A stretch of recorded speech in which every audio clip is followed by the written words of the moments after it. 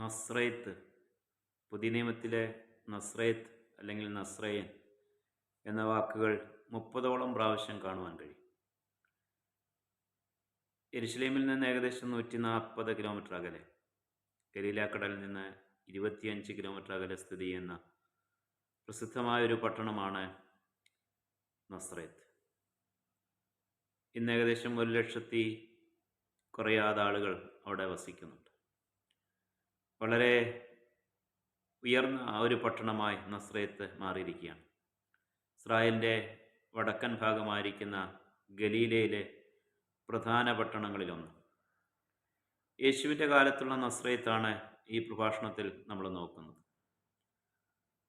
അന്ന് നസ്രയത്ത് പ്രകൃതി സമ്പന്നമായ മനോഹരമായ ഒരു ഗ്രാമമായിരുന്നു, പട്ടണമായിരുന്നു.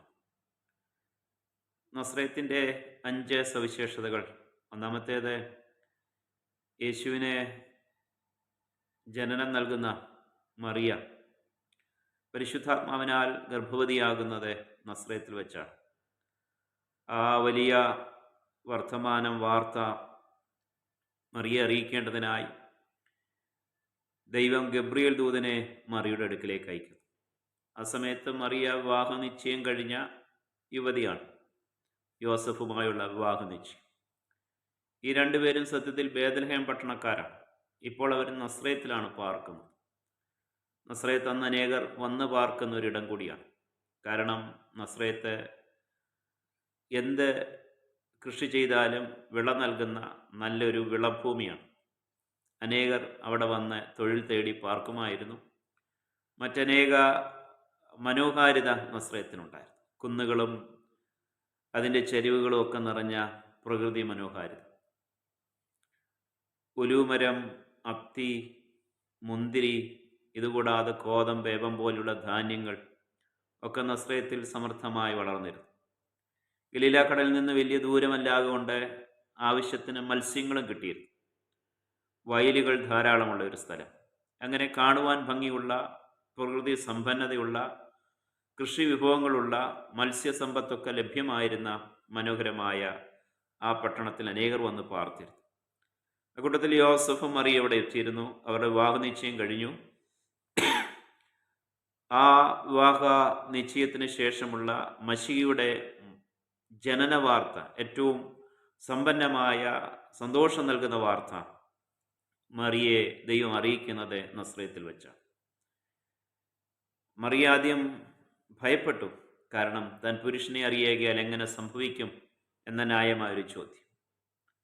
മാത്രമല്ല, ബേത്ലഹേമിനെ കുറിച്ച് ആ പ്രവചനം, മശിഹ ബേത്ലഹേമിൽ ജനിക്കും, താനിപ്പോൾ പാർക്കുന്ന നസ്രയത്തിലാണ്. അതും ഒരു ചിന്താഭാരം ഉളവാക്കിക്കാണും. ഏതായാലും ഗബ്രിയേൽ ദൂതൻ മറുപടി കൊടുത്തു, പരിശുദ്ധാത്മാവ് നിന്റെ മേൽ വരും, അത്യുന്നതന്റെ ശക്തി നിന്റെ മേൽ നെടിലിടും, ആകിയാൽ ഉത്ഭവിക്കുന്ന വിശുദ്ധ പ്രജ ദൈവപുത്രൻ എന്ന് വിളിക്കപ്പെടും. യോസഫിന് ന്യായമായ സംശയമുണ്ടായി. തനിക്ക് വേണ്ടി വിവാഹ നിശ്ചയം കഴിഞ്ഞിരിക്കുന്ന പെൺകുട്ടി ഗർഭവതിയായിരിക്കുന്നു.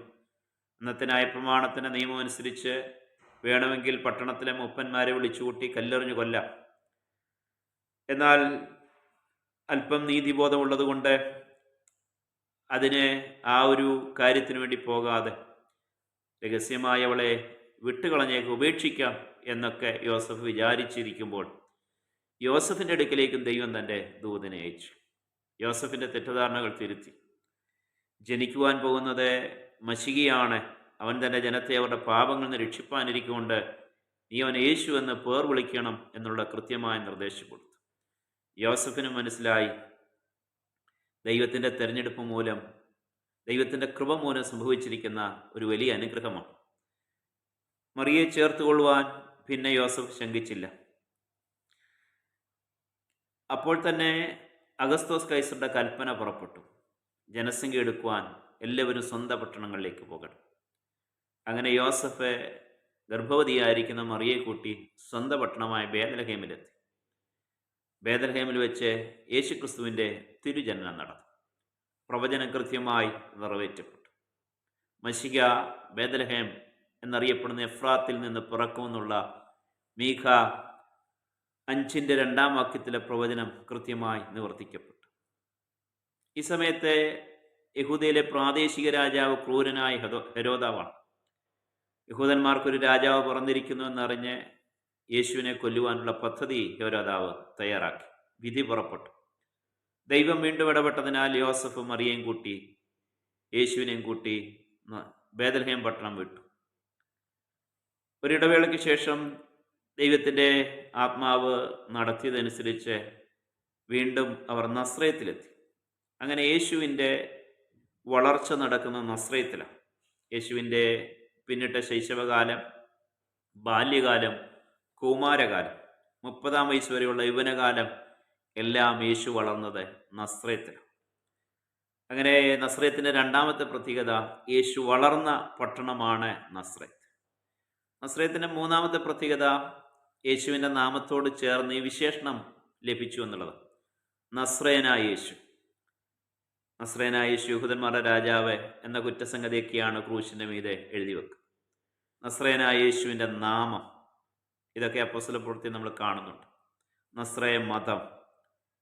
ക്രിസ്ത്യാനികൾക്കും ഇത് നിമിത്തൊരു പേര് കിട്ടി, നസ്രാണികൾ. ക്രിസ്ത്യാനികൾ എന്ന പേര് കഴിഞ്ഞാൽ പിന്നെ കിട്ടുന്ന പേര് നസ്രാണികളെന്ന്. അപ്പോൾ യേശു വളർന്ന ഇടമായി യേശുവിൻ്റെ നാമത്തോട് ചേർന്ന് ഒരു വിശേഷണം കിട്ടുന്നത് നസ്രയത്തിൽ നിന്ന്, നസ്രയനായ യേശു. ഈ നസ്രയത്തിൽ നിന്ന് മനസ്സിലാക്കേണ്ട നാലാമത്തെ പാഠം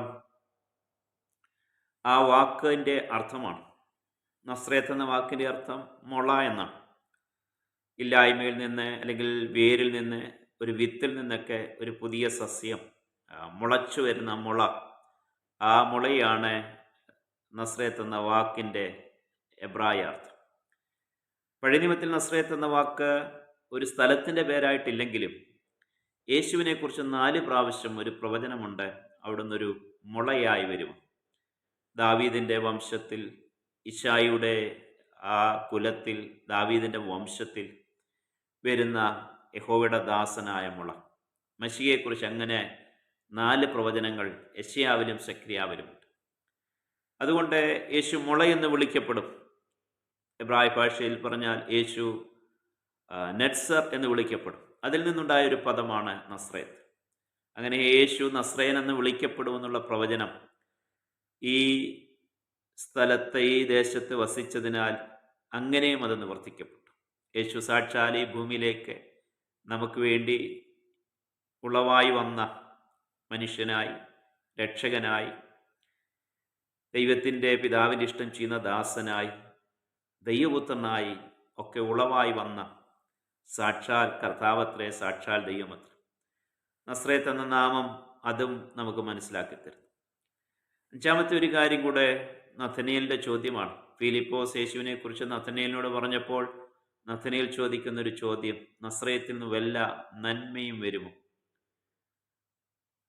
സാധാരണ എല്ലാവരും പ്രതീക്ഷിച്ചത് ബേത്ലഹേമിൽ യേശു പിറന്ന് അവിടെ വളർന്ന് യഹൂദയിൽ നിന്ന്, യെരുശലേമിൽ നിന്നൊക്കെ നന്മ വരുമെന്ന്. പക്ഷെ ഇപ്പോൾ രക്ഷകൻ വന്നിരിക്കുന്നത് നസ്രയത്തിൽ നിന്നാണ്. മശിഹ തന്നെയാണോ എന്നുള്ളൊരു ചോദ്യമാണ്. അന്നത്തെ നൂറുകണക്കിന്, ആയിരക്കണക്കിന് യഹൂദ ഗ്രാമങ്ങളിലും പട്ടണങ്ങളിൽ വെച്ച് അങ്ങനെ നസ്രയത്തിൽ കൂടെ, നസ്രയനായ യേശുവിൽ കൂടിയാണ് മാനവകുലത്തിൻ്റെ പാപപരിഹാരത്തിനുള്ള വഴി തുറക്കപ്പെട്ടത്. യേശു ക്രിസ്തു ക്രൂശിൽ ദൗത്യം പൂർത്തീകരിച്ചുകൊണ്ട് നമുക്ക് വേണ്ടി മരിക്കുമ്പോൾ അവിടുന്ന് ആരുടെയും ഒരു തുള്ളി രക്തം എടുക്കാതെ തൻ്റെ മുഴുവൻ രക്തവും നമുക്ക് വേണ്ടി ഒഴുക്കി. ആ പരിശുദ്ധവും പരിപാവനവും ഗുണകരവുമായി സംസാരിക്കുന്ന രക്തനിമിത്തം പാപത്തിൻ്റെ മോചനം സാധ്യമാണ്, ആത്മീയ വളർച്ച സാധ്യമാണ്. നിത്യതയിൽ, മരണാനന്തര ജീവിതം, നിത്യത മുഴുവൻ യേശുവിനോട് ചേർന്ന് സ്വർഗത്തിൽ, പാപമില്ലാത്ത ലോകത്തിൽ, തിന്മകളില്ലാത്ത ലോകത്തിൽ നമുക്ക് നിത്യത മുഴുവൻ വാഴുവാൻ കഴിയുന്ന അനുഗ്രഹീതമായ ശ്രേഷ്ഠകരമായ വഴി തുറക്കപ്പെട്ടിരിക്കുക. നസ്രയത്ത് നൽകുന്ന ഈ ആത്മീയ പാഠങ്ങൾ ഉൾക്കൊണ്ടുകൊണ്ട് ക്രിസ്തുവിൽ നമുക്ക് ജനിക്കാം, ക്രിസ്തുവിൽ വളരാം, ക്രിസ്തുവിൻ്റെ വരവിനായി ഒരുക്കത്തോടെ, പ്രത്യാശയോടെ കാത്തിരിക്കാം. അതിനായി ദൈവം കൃപ ചെയ്യട്ടെ എന്ന് പ്രാർത്ഥിച്ചുകൊണ്ട് പുതിയ മഞ്ഞയുടെ ഈ എപ്പിസോഡ് ഇവിടെ അവസാനിപ്പിക്കുന്നു. ദൈവമേവരെയും അനുഗ്രഹിക്കട്ടെ. ആമേൻ.